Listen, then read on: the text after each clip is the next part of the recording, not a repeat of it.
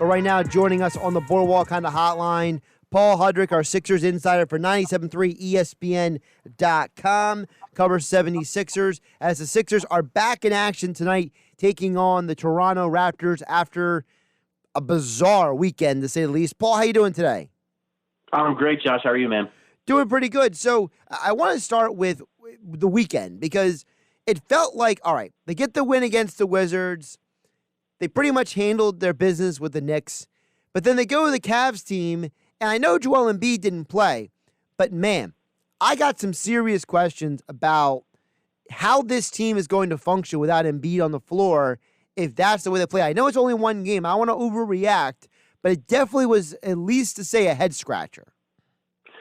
Yeah, I mean, it was reminiscent of the road woes we've seen in the past, unfortunately, under Brett Brown. Like last year, we all know about the home-road discrepancy we saw there, and it was a little reminiscent of that, which is, and I get it, as Sixers fans are going to be sensitive to that kind of thing because they watched it so much last year. But like you said, you don't want to overreact to it.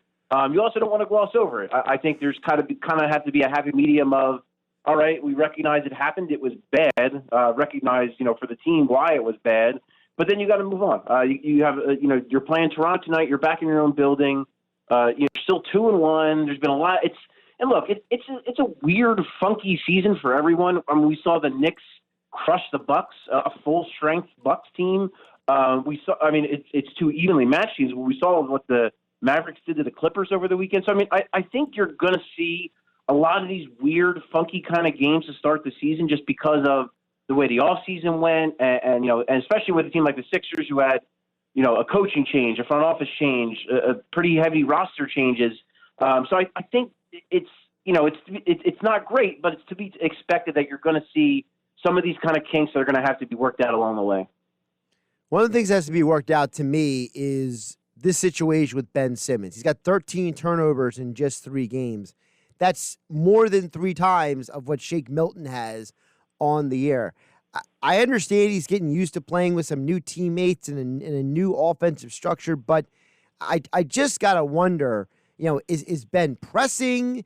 Is maybe flaws in his game as a ball handler being exposed? Like, what is going on with him in these turnovers? Because some of them are coming at really, really poor times.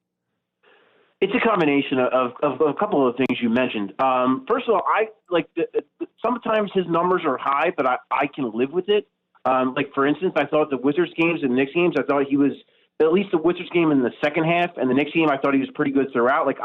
I can live with some of the turnovers that he has in those games if it's because he's being aggressive, if it's because he's trying to play make and maybe at times do too much. But so I can live with that.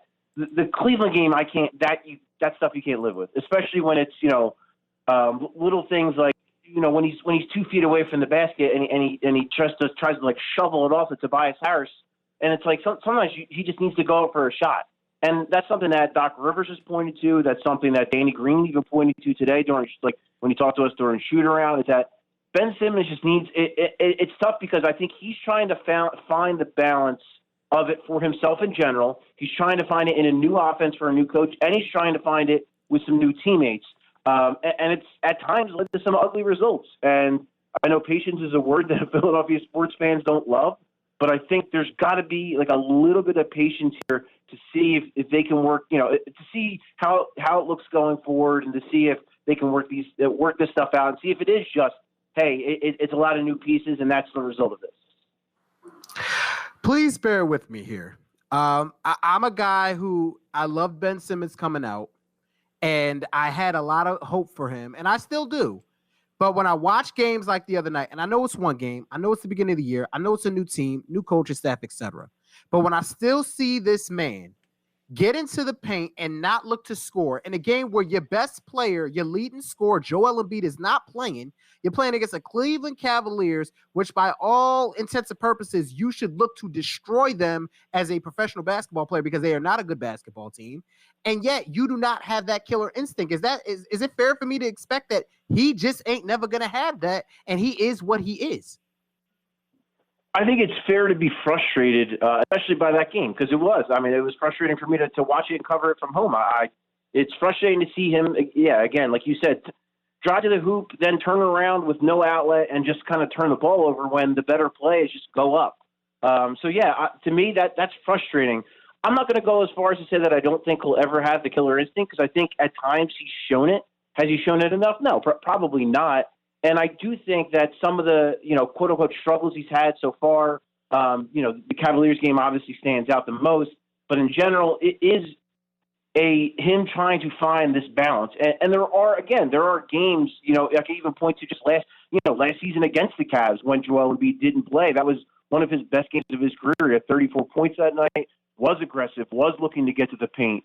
So I do think that he flashes it at moments. Is it enough? No, I personally don't think it is. And to your point, when Joel Embiid is out, he needs to be that guy. He needs to look to score.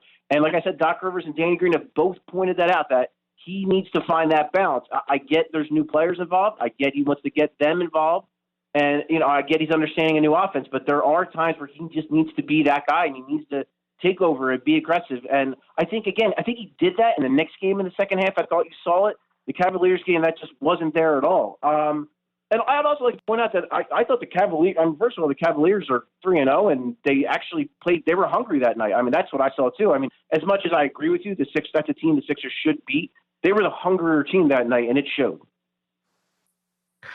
I only say this because it's on the tip of everybody's tongue. It's obviously relevant with what everything's going on in the NBA. How long do you wait on Ben Simmons before you trade him for James Harden, if that is still something that's on the table?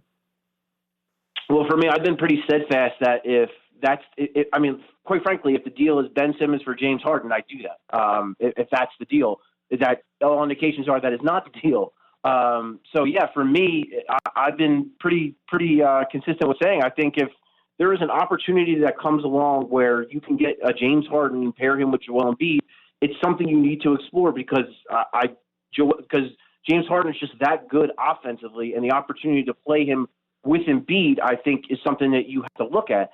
Now, I don't know what those talks have looked like. I don't know what exactly. There's reports, obviously, of Ben Simmons and 3 first-round picks. You've seen a lot of different iterations of trades, and who knows what's real. But yeah, I've also been steadfast in saying that I think it's a situation where both sides can afford to be patient. The Rockets can afford to be patient because James Harden isn't sitting out. He's playing. He's under contract, so they don't have to trade him right away. And actually, the Rockets looked pretty good against Portland the other night. And then for the Sixers side of things, you, again, don't have to be in a hurry to trade Ben Simmons. He's under contract. He's 24 years old, and I think you can afford to have some patience. So for me,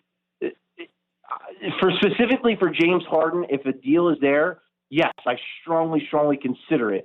If it's any other, I'm not just trading Ben Simmons because, I don't think it's going to work. I think there is potential for it to work. I do think, too, the other factor is if you're going to make it work with Joel Embiid and Ben Simmons, I think you're still a playmaker short. And I think that's part of the issue as well. So if you want to make it work with those two guys, I still think you're a playmaker short. Paul Hudrick joining us here on the Boardwalk Kind of Hotline here on 97.3 ESPN. You can follow him on Twitter at Paul Hudrick. Also check out his work over at 97.3 ESPN.com. Sixers versus Raptors tonight at 7 o'clock right here on 97.3 ESPN. Paul, the news came out that Furkan Korkmaz is going to be out for a couple weeks, and I think the hope of myself and a lot of Sixers fandom is we're going to see a little bit more of Matisse Thybulle as a result. And the reason why I bring up specifically Matisse, Paul, is because I can't get out of my head the fact that Doc Rivers said not once, not twice, multiple times, he wants to have the number one defense in the league. And to me, Matisse fits that mold for what Doc wants to do defensively a lot more than Furkan does. Yeah, but I also think that the other, what I just kind of talked about was like this, shot creation, creating offense. Doc Rivers, I personally am not of the camp. Doc Rivers believes that Furkan Korkmaz can kind of thrive as a secondary playmaker off of Shake Milton. I personally don't believe that. Like I said, I still think they're a guy like that short. So I do think you are going to see more of Matisse Thybulle. I think that is 100%. But I think you're also going to see a lot more Tyrese Maxey, and that is, again, because Tyrese Maxey can handle the basketball. He can use a ball screen. He can create up the dribble. He can finish at the rim. He's explosive. That's what you need. You need a guy like that. So I expect, this is just me speculating, but I expect Maxey to kind of maybe take up Furkan's minutes, because Doc Rivers has really liked the idea, again, of Shake Milton and Furkan Korkmaz playing together because they both can create in his mind. So putting him with Maxey, I think, makes the most sense. But then I would expect Matisse to maybe eat into Maxey's old minutes. And maybe they're split up. I guess it's going to depend, too. I mean, matchups are going to matter. If there's a particular bench wing that's really killing them, maybe you go with Matisse and you roll the dice on him offensively and hope that he can kind of mitigate whatever that bench wing is doing to you. You look at a Raptors team that is pretty deep, so maybe that is a factor tonight. But again, I just think, to me, I personally want to see more of Tyrese Maxey, because I think this team just is really, really hurting for shot creation, and I think he can provide that. Granted, he's 20 years old and he's a rookie, but I think he has that more so than a lot of other guys on this team. Paul, you hit it right on the nose, because that's exactly where I was going with Tyrese Maxey. Just to kind of put a bow on the Matisse Thybulle thing, I personally believe that, yes, Matisse does play defense, and that's what you need in a Doc Rivers coach team, but you have a lot of defense on that starting lineup. You have a lot of defense in that second lineup. You need scoring and shot creating, which brings me to Tyrese. He's had a hot and cold start through the first part of the season, the first couple games. But what do you think his potential is? Like, what can Tyrese Maxey be for the people that haven't watched him a lot last year at Kentucky or in high school, or are still trying to figure out who the new guys on this roster is? For this season, it's going to be so tough because, he is a rookie. He's 20 years old. This team is trying to win. They're trying to win right now. So it's going to be kind of a balance of – and listen, he's played well enough to earn minutes, so I don't want to take that away from him either. But it's going to be a balance of, hey, we got to let this guy learn. We got to let this guy grow. But we also got to win ball games. So I think Doc Rivers is going to be kind of walking that tightrope with him all season long. Going forward, I believe he has the potential to be a starting caliber guard in the NBA. The guy I kind of, and it's not apples oranges comparison, but I could see him having, being almost like a Drew Holiday type, where he's a combo guard, plays good defense.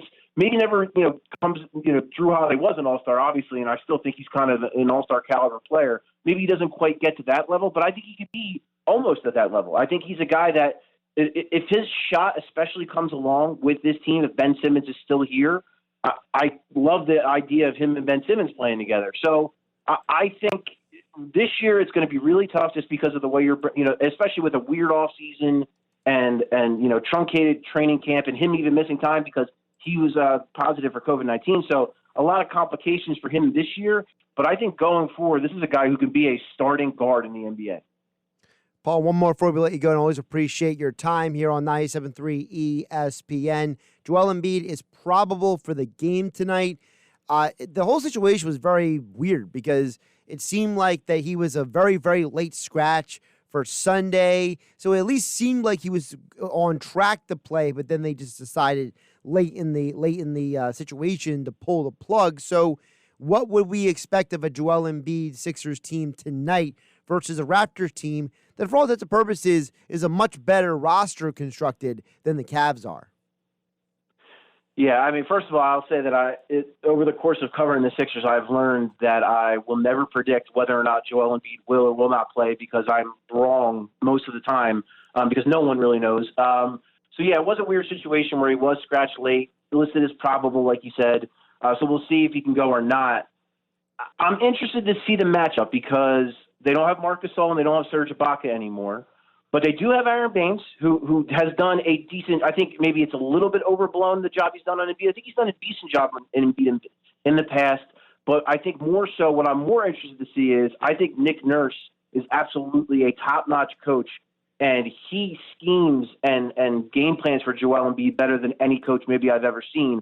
So that's what I'm more interested in. How's it going to look when Kyle Lowry's flying in on a double team or Fred VanVleet? How's that going to look? How is Joel Embiid going to react to that? Is he going to make the right decisions and pass out of it? So far, he's been pretty good in those situations. I haven't seen, again, the Cavaliers, didn't play in that game. The Knicks weren't up to snuff as far as, being able to handle him one-on-one or even, do well double teaming him.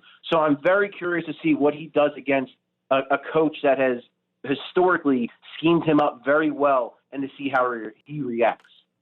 Make sure you follow Paul on Twitter at Paul Hudrick. Check out his work and coverage over at 97.3 ESPN.com. Don't forget to subscribe to his podcast, Coming In for a Landing. And as all guest, Paul Hudrick appeared on the Boardwalk kind of hotline here on 97.3 ESPN. Sixers, Raptors tonight at 7 o'clock on 97.3 ESPN. Paul, appreciate the time. Anytime, man. You got it.